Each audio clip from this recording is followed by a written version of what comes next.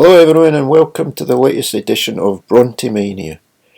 First of all, I'd like to show you my new Branwell t-shirt which I got recently. I think you agree it looks pretty good. Nice profile of Branwell there. 4 different shades.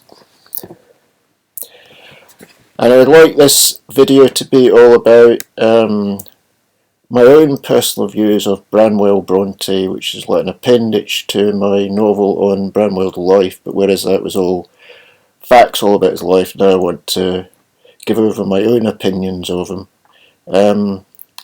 Before I do that, please don't forget to subscribe to the channel if you like my content, and click the bell for all the notifications so you'll be updated with all my new videos as they are uploaded. So yeah, I'd like to go into detail about my feelings about Branwell Brontë. There's a lot of people out on the internet who seem to like to paint him in bleak colours, to look at him as the bad Brontë, as it were, you know, like Emily, Anne and Charlotte.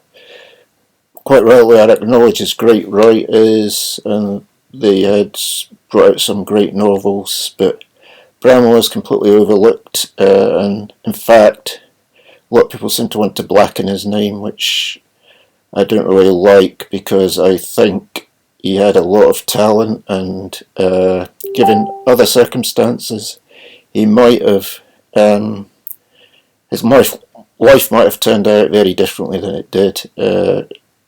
His life, let's face it, was full of misfortunes. I'd like to delve into a few of the chapters of his life and my take on them. Well, his working life, you know, he did hold down some pretty good jobs, like he worked on the railways in 2 different positions for a quite an extended period of time before it all went sour. He also had 2 different tutor positions, one with the Postlethwaite family in the Lake District, where he had the tutoring of 2 boys, and he struck up a real good bond with them. Everything was going great until he decided to abscond to the go around the neighbourhood, sort of doing his sketching, writing his poetry, and neglecting his pupils, which of course led to his dismissal, because he was a bit negligent in his duties in the end. But then at that point he didn't care, because he was so bowled over by the scenery in the Lake District, he wanted to make the most of it. It was his artistic temperament overriding his common sense about holding down a job. And then later on, of course, the infamous episode of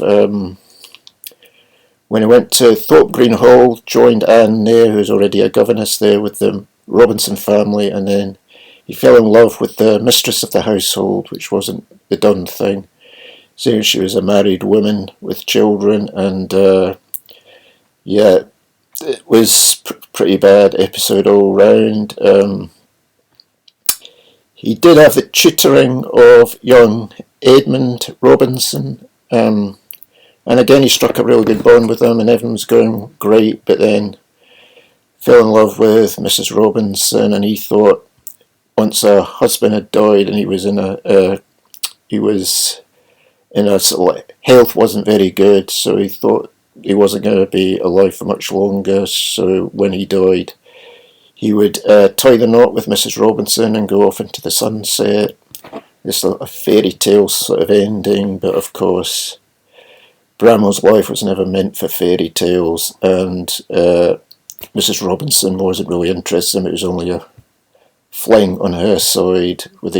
She was quite touched by the fact that a man who's, let's face it, 20 years younger than her would be interested in her, and he was just a little toy for her to play around with. It always amazes me though when people put out these views of Mrs. Robinson as if to say she was totally blameless of everything that went on. Bran was terrible what he did. I think that's ridiculous, because Mrs. Robinson was a married woman with a sort of high social scale and stuff.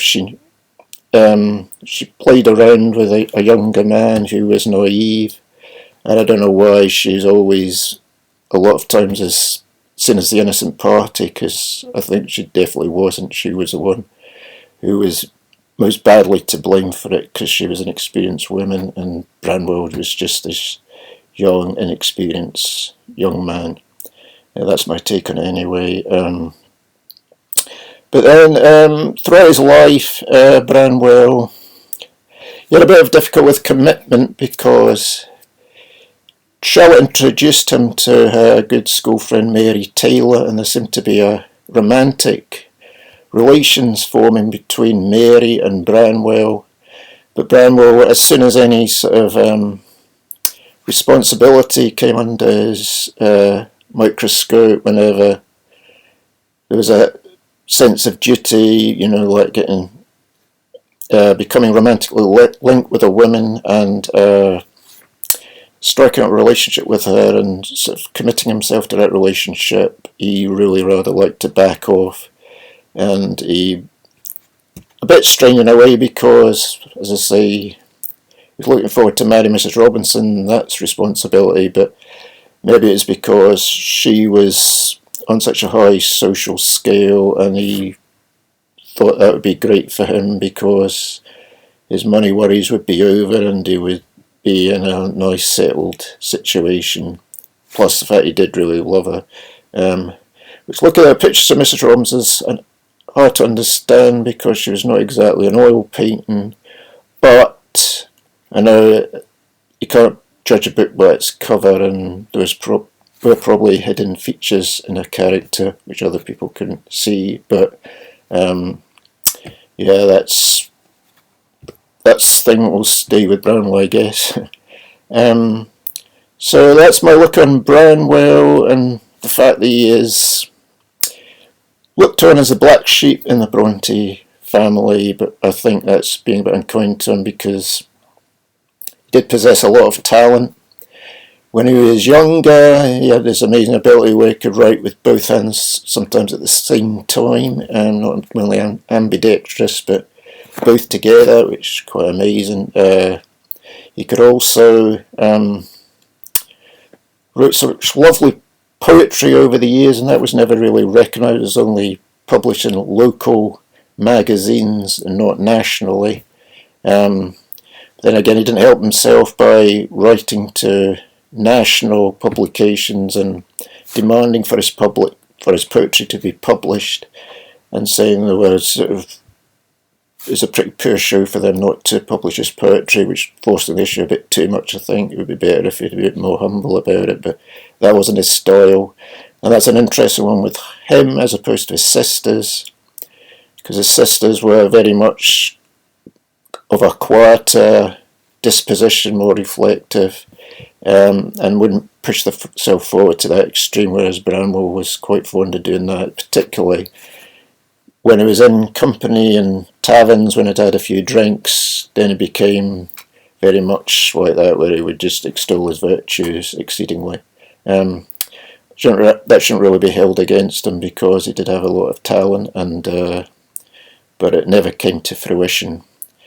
And yeah, his life was spoiled out of control, despite the fact in his early years his family held a lot of aspirations for him and thought he would go into great things, but he never quite achieved this, which is pretty sad.